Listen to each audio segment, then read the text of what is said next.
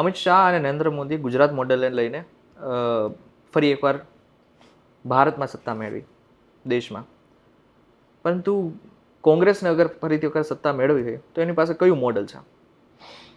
Actually કોંગ્રેસે અત્યાર સુધી જે કામો કર્યા ને એનો સરવાળો કરી ફરી એકવાર જન જન સુધી લઈ જવું જોઈએ. એ પોતે બહુ મોટું એક કામ છે. નવું પેરાડાઇમ તો આપવું જ જોઈએ. મેં જે કીધું એ પ્રમાણે નવા ગુજરાતનો બ્લુ પ્રિન્ટ, એમ નવા ભારત નિર્માણનો બી બ્લુ પ્રિન્ટ. પણ આ વખતનો તમે મેનિફેસ્ટો કોંગ્રેસનો જુઓ, 16 સદસ્યોની જે ટીમ હતી મેનિફેસ્ટો બનાવવા માટેની પાર્લામેન્ટની, હું પણ એમાં એક સદસ્ય હતો. બહુ જ સારો, ખૂબ સારો મેનિફેસ્ટો છે. બહુ જ બધા લોકો એનો વખાણ કર્યા. કઈ રીતે સ્મોલ અને મીડિયમ સ્કેલ ઇન્ડસ્ટ્રીઝને રિવાઇવ કરી શકાય, નવી એમ્પ્લોયમેન્ટ ઊભી કરી શકાય, એગ્રીકલ્ચર સેક્ટરને કઈ રીતે રિવાઇવ કરવું, પ્રોસેસિંગ યુનિટ્સ નાખવા, SC ST OBC માટે બહુ બધી વસ્તુ છે. SC ST સબપ્લાન એક્ટ બનાવો, ફોરેસ્ટ એક્ટનું ઇમ્પ્લિમેન્ટેશન કરવું, લેન્ડ ડિસ્ટ્રીબ્યુશન કરવું, ખાલી પડેલા સરકારી પદોમાં ભરતી. બહુ આમાં એવું છે કે બહુ બધી વસ્તુ એવી ઓબ્વિયસલી છે જે થઈ શકે એવી છે. ધારો કે સપોઝ હાઇપોથેટિકલી ધારો કે ગુજરાતમાં 3 લાખ સરકારી પદ ખાલી પડેલા છે, રાઈટ? તો 3 વર્ષ હજી બાકી છે. 2027ની વિધાનસભાની ચૂંટણીનું ફોર્મ ભરાય એ પૂર્વે હજી 2.5 વર્ષ છે. તો દર વર્ષે તમે, હું તો કહું છું, લાખ ના કરો તો એટલીસ્ટ 50-50 હજાર કરીને પણ 1.5-2 લાખ લોકોને રોજગારી આપી જ શકો.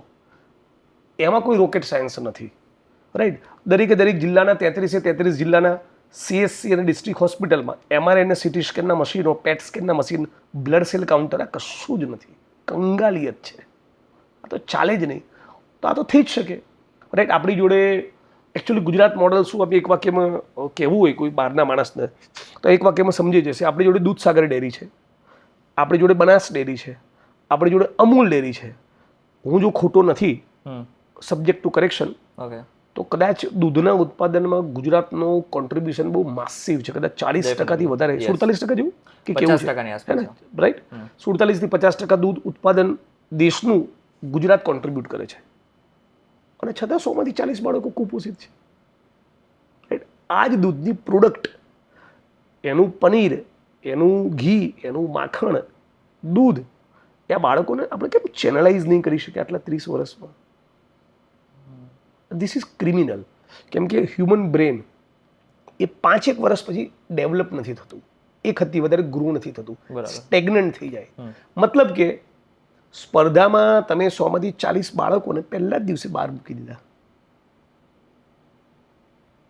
મતલબ કે રીચ ફેમિલી બેકગ્રાઉન્ડમાંથી આવતું કોઈ બાળક, એણે ગોવાનો સ્પેલિંગ લખવાનો, અને કુપોષિત દેવી પૂજક રાવળ, ઠાકોર, આદિવાસી, દલિતના દીકરા કે દીકરીએ ચેકોસ્લોવાકિયાનો સ્પેલિંગ લખવાનો. આ જે અસમાનતા છે એ તો ના હોવી જોઈએ. એ ભારતના બંધારણ અને સ્વતંત્રતાના આંદોલનના મૂલ્યો સાથે સુસંગત નથી. રવિશંકર મહારાજ, ઇન્દુલાલ યાજ્ઞિકને આવું ગુજરાત ના ગમ્યું હોત. ઝવેરચંદ મેઘાણીને, સરદાર વલ્લભભાઈ પટેલને આવું ગુજરાત ના ગમ્યું હોત, રાઈટ? એટલે સત્તા પ્રાપ્તિ 25-30 વર્ષથી ભારતીય જનતા પાર્ટી કરી શક્યું, પણ આ પાયાના પ્રશ્નોનું નિરાકરણ નથી કરી શક્યું. માસિવ નર્મદાની કેનાલનું નેટવર્ક નથી જ બની રહ્યું. ગુજરાતમાં ખેડૂતોને ટેકાના ભાવ નથી જ. આજે પણ તમે ગુજરાતમાં પણ ખેડૂત એ આંખ બંધ કરીને દ્રશ્ય વિચારો તો ટોલ, વેલ બિલ્ટ, વેલ મસલ એવો ખેડૂત તમારી કલ્પનામાં નથી આવતો, રાઈટ? દબાઈ ગયેલું ડાચું હોય, પેટ ખાલી હોય, બિચારો સાવ ગરીબડો હોય, રાઈટ? મરવાના વાકી જેવું, એવી એક ઇમેજ આપણી આંખ સામે ખેડૂતની આવી, જે આપણા દેશ માટે શરમજનક છે. આપણા બધા માટે એ બહુ મોટી કન્સર્નનો વિષય છે, રાઈટ? ઇરેસ્પેક્ટિવ ઓફ પોલિટિકલ પાર્ટી કહું છું, રાઈટ? તો આ જે વસ્તુ નથી બદલાઈ રહી એની ઉપર આપણું એક જે ફોકસ હોવું જોઈએ ગુજરાતનું, એ અનફોર્ચ્યુનેટલી નથી. અચ્છા, પોલિટિક્સની વાત કરી જ રહ્યા છીએ, તો ભાજપ હોય કે કોંગ્રેસ કે પછી કોઈ પણ પાર્ટીઓ હોય, એ જ્ઞાતિ આધારિત મત મેળવતી હોય છે, પરંતુ જ્ઞાતિ આધારિત રાજનીતિ શું કામ કરવી જ જોઈએ? જો હું નથી કહેતો કોંગ્રેસ કરે છે કે ભાજપ કરે છે, બધા દરેક કરે છે. મને કોઈ પૂછે તો મારી ઓળખ, હું એકચ્યુઅલી કહું, મારી એકચ્યુઅલી એક જ ઓળખ છે. હું આ સમયનો, આ દોરનો, આધુનિક કાળનો મોડર્ન ડે હોમો સેપિયન્સ છું. બરાબર. હું મારી ઓળખને ફક્ત ભારતીયમાં પણ સીમિત નથી કરવા માંગતો. આપણે જો કહીએ છીએ વસુધૈવ કુટુંબકમ, રાઈટ, તો આખી દુનિયા બધા જ આપણે વી આર ફેમિલી. એટલે મારે એક મિત્ર છે કેરળના સ્કોલર છે મૈત્રી કરીને, એ મજાકમાં કહેતા હોય કે એલિયન હોવા જોઈએ. કેમ કે માણસમાં એવી વૃત્તિ જેવી ટેન્ડન્સી છે કે ઇન્ડિયા અને ઓસ્ટ્રેલિયાની મેચ હોય, રાઈટ, તો એક વર્ગ ઇન્ડિયા કરતો હોય, બીજો વર્ગ ઓસ્ટ્રેલિયા કરતો હોય, એટલે બે કેમ્પ પડેલા હોય, એટલે એ પોલરાઇઝ એકબીજાની સામે થતા હોય છે, રાઈટ. એ જ પ્રમાણે જો એલિયન હોય તો એ બાને આખી પૃથ્વી એક થઈ જશે. આપણે કોઈકની સામે એક થવા ટેવાયેલા છીએ, રાઈટ. તો but anyways the point is કે હા બિલકુલ હું તો યાર આ બધું કાસ્ટ બાસ્ટ બધું નોનસેન્સ છે. It should be thrown in to the dustbin of history, અને ઇતિહાસની કચરાપેટીમાં ફેંકી દેવું જોઈએ. હું તો માનું છું કે બાય લો બધા જ સ્ટેટની ગવર્મેન્ટને કેન્દ્ર સરકારે બધાને કમ્પલસરી અટક જ ભારતીય કરી દેવી જોઈએ, અને સરકારે દરેક જિલ્લામાં દરેક તાલુકા કક્ષાએ એવી કોલોનીઝ બિલ્ડ કરવી જોઈએ. આપણા દેશમાં ગરીબ માણસો જોડે મકાન નથી, ઘરના પ્લોટ નથી, તો ઘરના પ્લોટ અને આવાસ આપવાની યોજનાઓ છે જ, રાઈટ. તો સપોઝ અમરેલી જિલ્લાની અંદર 832 લોકોને આવાસની જરૂર છે, તો એમાં પટેલ છે, ક્ષત્રિય છે, આદિવાસી છે, દલિત છે, દેવી પૂજક રાવળ છે, ચૌધરી છે, ઠાકોર છે, રબારી છે, આ બધા જ એક સાથે વસે એવી કોલોની બનાવો.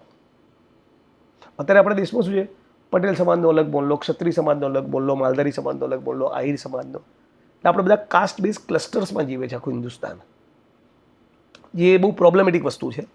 આજે પણ ગુજરાતમાં દેશમાં અનટચેબિલિટી છે, અને એટલે આ બધામાંથી બહાર આવી જવું જોઈએ, અને આપણે એક ટ્રુ સેન્સમાં એક આધુનિકતાનો સ્વીકાર કરવો જોઈએ. એકચ્યુઅલી મને કહું, આ આધુનિકતા સાયન્સનો ટેકનોલોજીના આટલા બધા આવિષ્કાર પછી નહીં આવી એનું તો આશ્ચર્ય છે જ મને, પણ મને એ વાતનું પણ આશ્ચર્ય અને દુઃખ છે કે આ રવિદાસ, નાનક અને કબીરની ભૂમિ છે, આ ગૌતમ બુદ્ધનો દેશ છે, આ સૂફી પરંપરાઓ અને ભક્તિ મુવમેન્ટની આ ધરતી છે, જેણે સાઉથમાં અય્યાન કલીથી લઈને બસવલનાથી લઈને ડૉક્ટર આંબેડકર, રામાસ્વામી પેરિયાર, જ્યોતિબા ફૂલે, કેવા માણસો પ્રોડ્યુસ કર્યા છે ઇન્ડિયાએ યાર, અનબિલિવેબલ.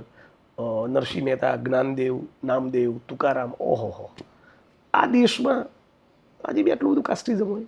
આજે બી કોઈ દલિત સમાજના વ્યક્તિને કે ઘોડે ચડવા નહીં દઈએ, એ ઘોડે ચડે, ઊંટ ઉપર ચડે, તારે શું યાર, રાઈટ.